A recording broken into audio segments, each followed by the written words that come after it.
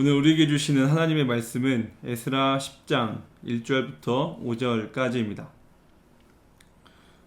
같이 읽겠습니다.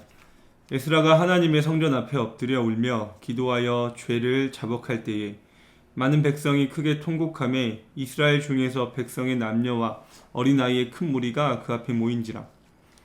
엘람 자손 중 여히엘의 아들 스가냐가 에스라에게 이르되 우리가 우리 하나님께 범죄하여 이 땅 이방 여자를 맞이하여 아내로 삼았으나 이스라엘에게 아직도 소망이 있나니 곧 내 주의 교훈을 따르며 우리 하나님의 명령을 떨며 준행하는 자의 가르침을 따라 이 모든 아내와 그들의 소생을 다 내보내기로 우리 하나님과 언약을 세우고 율법대로 행할 것이라.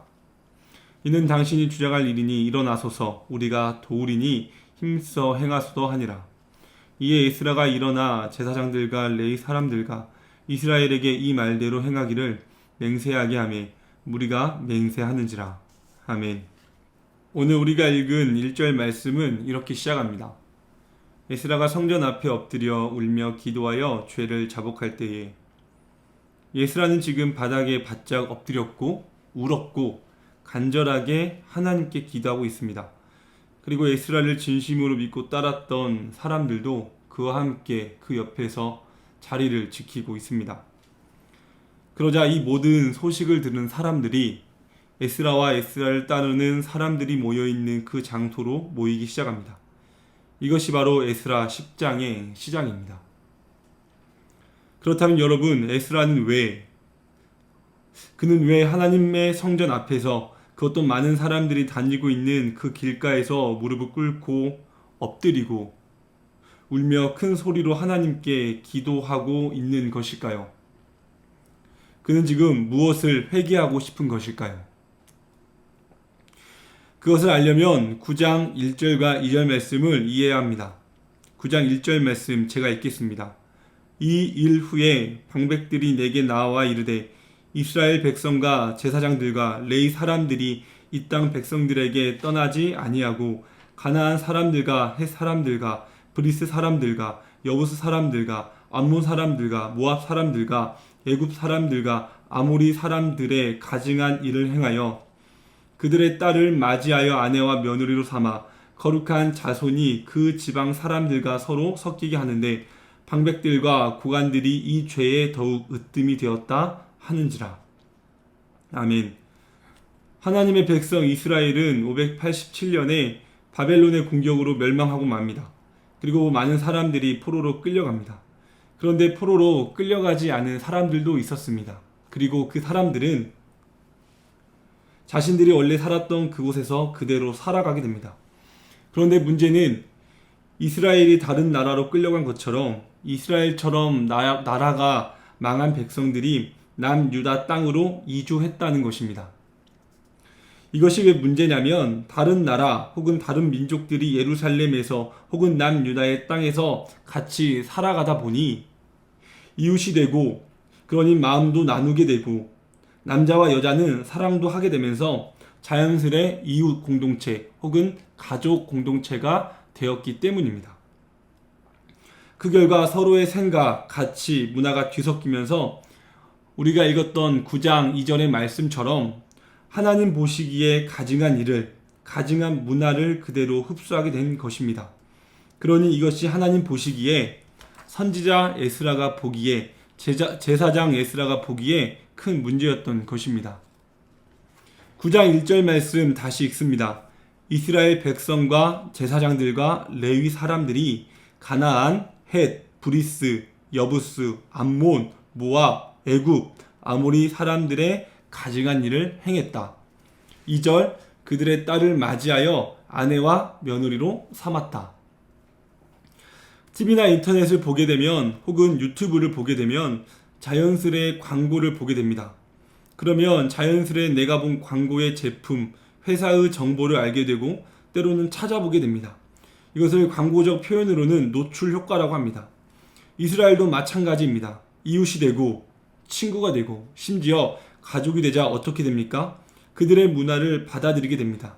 악의 수용성인데 악을 수용했다, 악을 받아들이게 되었다라는 것입니다.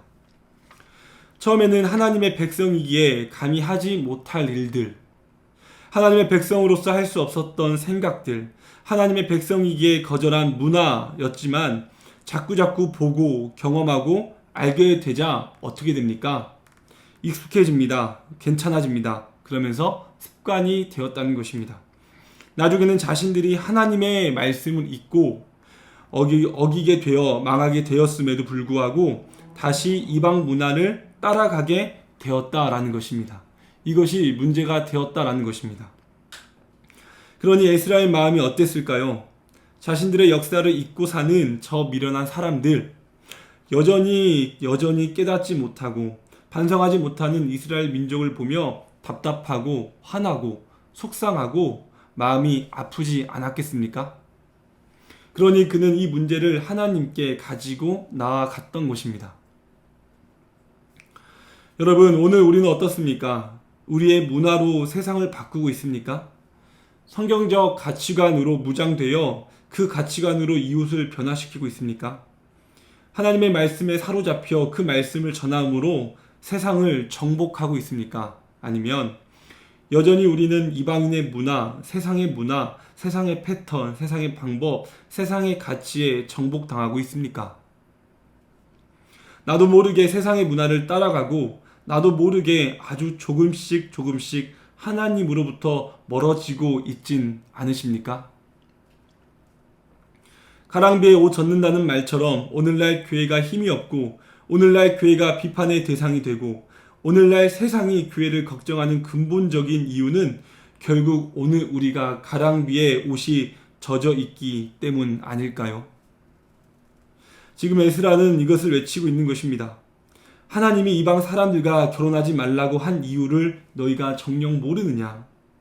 너희가 아합과 이세벨의 이야기를 알고 너희가 지혜의 왕이었던 솔로몬의 이야기를 알고 있지 않느냐?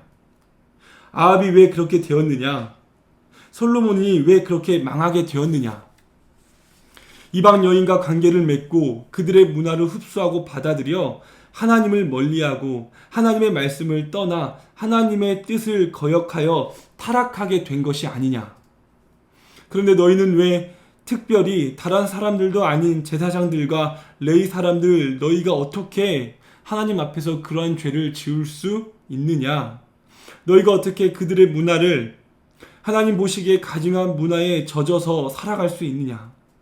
다른 사람이면 몰라도 최소한 너희는 제사장인 너희는 레위인인 너희는 그리스도인인 너희는 그러면 안 되는 것이 아니냐? 여러분, 이 말씀이 오늘 우리에게 주는 메시지는 무엇입니까?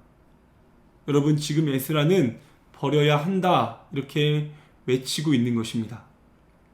그렇다면 오늘 우리는 무엇을 버려야 합니까? 내 마음과 생각에 자리 잡고 있는 어떤 것을 제거해야 할까요? 여러분, 오늘 우리가 제거해야 하고 오늘 우리가 버려야 하는 것이 돈입니까? 성공입니까? 쾌락입니까? 게으름입니까? 우선순위입니까? 불평과 불만으로 내뱉는 입술의 죄입니까? 주님께서 주신 사명이 아닌 편안함을 따라가고 추구하는 우리의 발걸음 아닙니까? 다시 하겠다. 여러분, 이 말씀이 오늘 우리에게 주는 메시지는 무엇입니까? 여러분, 지금 에스라는 버려야 한다고 말씀하고 있는 것입니다. 버려야 함을 외치고 있는 것입니다. 너희가 그것을 버려야 다시 하나님께로 나아갈 수 있다라는 것입니다. 그렇다면 여러분, 오늘 우리는 무엇을 버려야 합니까? 내 마음과 생각에 자리 잡고 있는 어떤 것을 제거해야 합니까? 돈입니까? 성공입니까? 쾌락입니까? 게으름 혹은 우선순위입니까? 불평과 불만으로 내뱉는 입술의 죄입니까? 주님께서 주신 사명이 아닌 편안함을 따라가고 추구하는 우리의 발걸음입니까? 오늘 우리는 냉정해져야 합니다. 그래서 나를 혹은 우리 교회를 철저하게 점검해 보아야 합니다. 그래서 성경으로부터 비롯된 문화가 아닌 것이 무엇인지, 하나님 나라의 문화가 아닌 것이 어떤 것인지 아주 철저하게 점검해 보아야 한다는 것입니다. 그러한 후에 우리도 에스라처럼 하나님께 나아가 무릎을 꿇고 고개를 숙이고 허리를 굽히고 철저하게 눈물로 회개하는 시간이 있어야 한다는 것입니다. 그래야 우리가 살아날 수 있다. 우리가 다시 회복될 수 있다. 그래야 우리가 다시 하나님께 나아갈 수 있다는 것입니다. 그냥 피상적으로 하는 회개가 아닙니다. 주님 죄송해요 라고 말하는 가벼운 회개가 아닙니다. 지금까지 나를 행복하게 하고 편안하게 하고 기쁘게 했던 것을 하나님 앞에 가지고 와서 그것을 다 버릴 각오로, 배설물로 여길 각오로 하나님께 회개해야 합니다. 여러분, 그래야 우리가 다시 살 수 있습니다. 그래야 우리가 다시 우리의 문화를 세상에 이식시킬 수 있습니다. 그래야 우리가 다시 세상에서 빛과 소금이 될 수 있습니다. 그래야 우리가 다시 세상을 거룩하게 정화하고 주님의 말씀으로 정복하며 그들에게 복음을 전할 수 있다는 것입니다. 여러분, 지금까지 나를 행복하게 했던 것, 그것을 바라보면, 나를 행복하게 했던 것들을 바라보면 흐뭇하고 기쁘고 좋았던 것을 하나님께로 가지고 가서 버릴 마음과 각오가 있으십니까? 이것들 저 다 필요 없습니다. 이것들 다 하나님께 드립니다. 지금은 조금 아깝지만, 지금은 조금 공허하지만, 지금은 마음이 조금 떨리지만, 조금 아쉽지만, 하나님을 믿음으로, 하나님의 말씀을 의지함으로, 하나님의 나라를 소망함으로 하나님께 드립니다. 하나님께 버립니다. 하나님, 지금까지 하나님이 아닌 다른 것들을 신뢰하고 사랑했던 저를 용서해 주십시오. 여러분, 이러한 간절함이, 이러한 진실함이 지금 우리에게 있습니까? 이러한 회개가 지금 우리에게 있습니까? 10장 2절 말씀입니다. 엘람 자손 중 여이엘의 아들 스가냐가 에스라에게 이르되 우리가 우리 하나님께 범죄하여 이 땅 이방 여자를 맞이하여 아내로 삼았으나 이스라엘에게 아직도 소망이 있나니. 3절입니다. 곧 내 주의 교훈을 따르며 우리 하나님의 명령을 떨며 준행하는 자의 가르침을 따라 이 모든 아내와 그들의 소생을 다 내보내기로 우리 하나님과 언약을 세우고 율법대로 행할 것이라. 아멘. 말씀을 맺습니다. 여러분, 오늘 우리에게 이방 여인은 무엇입니까? 오늘 우리에게 이방 문화는 무엇입니까? 오늘 나에게 우상은 무엇입니까? 이방 여인, 이방 문화, 우상은 다 같은 말입니다. 그리고 오늘날에는 이것을 세상이라고 부릅니다. 세상의 문화, 세상의 가치, 세상의 방법, 세상의 우상들. 여러분, 오늘 우리에게 세상의 문화는 무엇이며 세상의 가치는 무엇이며 세상의 우엇은 무엇입니까? 이것을 조금 다르게 표현하면 비기독교적인 문화, 비기독교적인 가치, 비기독교적인 방법. 여러분, 그것들 무엇입니까? 그것이 무엇이 되었든지 간에 이런 것들이 이미 우리 안에, 내 안에 많이 자리 잡고 있지 않습니까? 이미 우리 교회에도 이런 것들이 많이 퍼지고 있지 않습니까? 만약 그렇다면 오늘 우리에게 더 이상의 부흥은 없을 것입니다. 하나님의 임재, 하나님이 주신 놀라운 축복, 하나님과 함께 걸어가고 하나님께서 주시는 사명과 소명은 더 이상 우리의 것이 아닐 것입니다. 만약 우리가 세상의 문화, 비기독교적인 문화를 버리지 못한다면 여전히 우리 안에 하나님이 아닌 다른 우상이 자리 잡고 있다면 하나님은 우리에게 주신 표대를 언젠가 옮기실 것이다 라는 것입니다. 그 결과가 무엇입니까? 하나님의 표대가 사라진다는 것이 무엇입니까? 여러분, 그것은 심판을 의미합니다. 그리고 이것은 이스라엘의 역사가 증명하고 있습니다. 타협하지 않으면 힘든 세상이 맞습니다. 그들과 맞서면, 세상의 문화와 맞서면, 세상의 가치와 세상의 방법과 맞서면 설 자리가 없는 것도 맞습니다. 하지만 그러니 하나님께서 우리에게 주신 가장 강력한 무기인 믿음으로 여러분, 여러분, 타협하지 않으면 힘든 세상이 맞습니다. 그들과 맞서면 설 자리가 없는 것도 맞습니다. 여러분, 타협하지 않으면 힘든 세상이 맞습니다. 그들과 맞서면, 세상과 맞서면, 세상의 문화와 세상의 가치와 세상의 방법과 맞서면 설 자리가 없는 것도 맞습니다. 하지만 그러니 하나님께서 우리에게 주신 가장 강력한 무기인 믿음을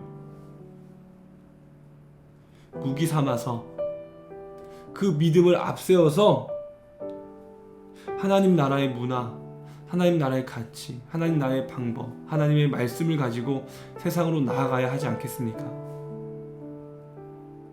우리가 가지고 있는 것들, 하나님 보시기에 악한 그 많은 것들을 믿음으로 말미암아 버려야 하지 않겠습니까? 여러분, 간절히 바라기는 그들의 문화가 나를 지배하는 것이 아니라, 세상의 우상이 우리를 지배하는 것이 아니라, 우리의 문화가, 하나님 나라의 문화가 다시 세상을 지배하길 간절히 소망합니다. 그리고 이 일에 하나님께 쓰임받는 저와 여러분이 되어, 또한 함께하는 교회가 되어, 또한 여러분이 자녀가 되어, 힘들고 어려운 세상이지만 다시 한번 교회에 소망이 있고, 다시 한번 그리스도인들에게 소망이 있다는 사실을 전달하는 하나님의 메신저가 되길 간절히 축원합니다. 기도하겠습니다.